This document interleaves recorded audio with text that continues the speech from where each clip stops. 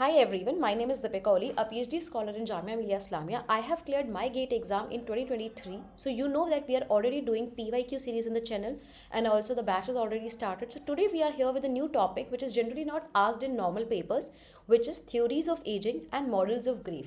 तो आज हम ये दो चीज़ों के बारे में पढ़ने वाले हैं कि एजिंग की थ्योरीज क्या होती हैं और ग्रीफ का मॉडल क्या है. Let's start with the video. Theories of ageing, क्योंकि ये गेट के पेपर में आती हैं एंड लास्ट फ्यू ईयर्स में ये आई हैं. So this is very important. ठीक है, definitely theories of ageing is basically कि कैसे इंसान बूढ़ा हो रहा है और कैसे उसमें एजिंग आ रही है, राइट.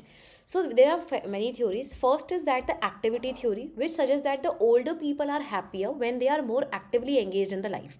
मतलब वो अगर काम कर रहे हैं so they are very happy, they are doing it. लेकिन just because जैसे वो बूढ़े होते जा रहे हैं तो वो काम ज़्यादा नहीं कर पा रहे हैं, तो कहीं ना कहीं बेसिकली क्या हो रहा है, उनकी एक्टिविटी कम हो जा रही है. ये तो बात सच है ना, धीरे धीरे उनकी एक्टिविटी कम हो रही है, तो इस वजह से क्या हो रहा है, उनको एजिंग हो रहा है. दूसरा है continuity theory, that people maintain the same personality traits and coping mechanism they had that when they were younger. जब वो यंगर होते हैं तब वो चीज़ करते हैं, कॉन्टिन्यूटी दिखाते हैं, बट आपको पता है कि जो अगर आप एक एज में कर रहे हो वो आप बाद की एज में तो नहीं कर सकते ना, बिकॉज आप बूढ़े हो गए हो.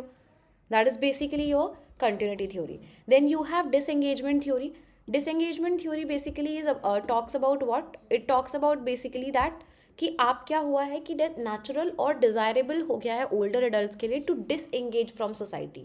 वो सोसाइटी में एंगेज नहीं हो पा रहे हैं, वो उनका काम नहीं कर पा रहे हैं as their physical and mental abilities decline, क्योंकि वो जिस तरह से पहले जाते थे कहीं घूमने कहीं बाहर, वो चीज़ें वो नहीं कर पा रहे हैं, तो that's why they are doing it. ठीक है, इसके बारे में जैसे यहाँ पे लिखा हुआ है, डिसएंगेजमेंट थ्योरी जो है वो एक सोशल थ्योरी है definitely, and it is developed by social scientist. उनका नाम लिखा हुआ है, the name is mention, you can just go through it. नाम कभी ऐसे आया तो नहीं है एग्जाम में, बट ठीक है. सो ये बेसिकली फिजिकल और मेंटल दोनों इलनेस के लिए. फिजिकल इलनेस भी है, उनको एज के साथ भी वो उतना कोप अप नहीं कर पा रहे क्योंकि अभी उन्हें चीज़ें जो है या पता ही नहीं है अपनी की क्या क्या चीज़ें हो सकती हैं. Now what is important here is this, the mutual withdrawal. क्या होता है कि इंडिविजुअल और सोसाइटी दोनों म्यूचुअली विद्रॉ करते हैं. मतलब इन जनरल आप भी सोचो तो जनरली, मतलब ऐसा नहीं है कि हमेशा ऐसा होता है, बट इन जनरल क्या होता है कि हम यूजुअली क्या करते हैं, जो लोग बहुत ज़्यादा बूढ़े होते हैं ना, उन लोगों को हम बुलाना ऐसे फेवर नहीं करते. हम सोचते हैं छोड़ो कोई बात नहीं, नहीं भी आओगे तो चल जाएगा, है ना. बोलते हैं ना ऐसे हम, we talk it in very normal way कि ठीक है कोई बात नहीं, नहीं भी आ पाओगे तो इट्स फाइन, कोई बात नहीं चल जाएगा. लोगों को एक्साइटमेंट किस में आती है, जहाँ पे अच्छे आप हमारे एज के फ्रेंड्स आ जाएं, लोग आ जाएं, डांस करें, मस्ती करें. That is mutual withdrawal. उसके बाद है पॉजिटिव कॉन्सिक्वेंस. डिसएंगेजमेंट का पॉजिटिव ये है क्योंकि have a positive consequence for both society and olders, क्योंकि कहीं ना कहीं बेसिकली वो एज हो रहा है तो वो नहीं हर जगह ट्रैवल कर पाते, कहीं जा पाते. देन सोशल नॉर्म से वो फ्री हो जाते हैं, उन्हें कहीं जाने की, वहाँ प्रेजेंट होने की ज़रूरत नहीं है, उनके लिए सोसाइटी की कोई नॉर्म्स काम नहीं करते हैं. मतलब ये बेसिकली वो लोग समझेंगे जिन लोगों के घर में थोड़े स्ट्रिक्ट नियम है किसी चीज़ को लेकर कि कैसे खाना है कैसे करना है. एजड लोगों के लिए वो नियम थोड़े लूज हो जाते हैं. देन जेंडर्ड है disengagement, definitely main and women के लिए डिफरेंट होता है. That's it. फिर है human need theory. This theory suggest that कि ह्यूमन बिहेवियर जो है वो एज के साथ डेफिनेटली मोटिवेटेड होता है, जैसे कि physiological, safety, security, love, belonging, self esteem and actualisation. तो कहीं ना कहीं एज के साथ साथ आपकी वो वाली चीज़ हट के आगे आगे डेवलपमेंट चली जाती है, तो ऐसे भी एजिंग होती है. दूसरा है आपका life course theory. Life course theory is basically talking about that life is divided into predictable stages. अब पता है ये वाला स्टेज आ गया तो उसके बाद अब ये वाला स्टेज आएगा, तो लाइफ का जो कोर्स है वो कैसे चलता है, that is life course theory. Then we have wear and tear theory of ageing. Wear and tear basically क्या होता है, जहाँ पर मतलब वियर एंड टीयर तो पता है ना, जो चीज़ यूज़ करने से ख़राब होती है, ठीक है. When the body metabolise oxygen and can damage cells and tissues. तो इसमें क्या है, फ्री रेडिकल्स डैमेज हो जाते हैं, डीएनए डैमेज हो जाता है, और कहीं ना कहीं एरर्स आ जाते हैं. रेडिएशन, टॉक्सिन्स या अल्ट्रावायलेट चीज़ों में अगर हम देखें तो कुछ चीज़ें रिप्लेस नहीं हो पाती हैं, सेल्स लॉस हो जाते हैं. और हमारी बॉडी क्योंकि बूढ़ी हो चुकी है तो उसके पास इतनी कैपेबिलिटी नहीं होती कि वो क्या करे, वो नए सेल्स को डेवलप कर सके.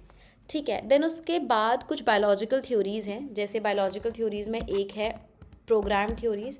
बेसिकली जो बायोलॉजिकल टाइम टेबल है उसके भी एक्सप्रेशन से हमें ये पता लग रहा है कि हाँ अब हम जो है वो बूढ़े हो रहे हैं. ठीक है.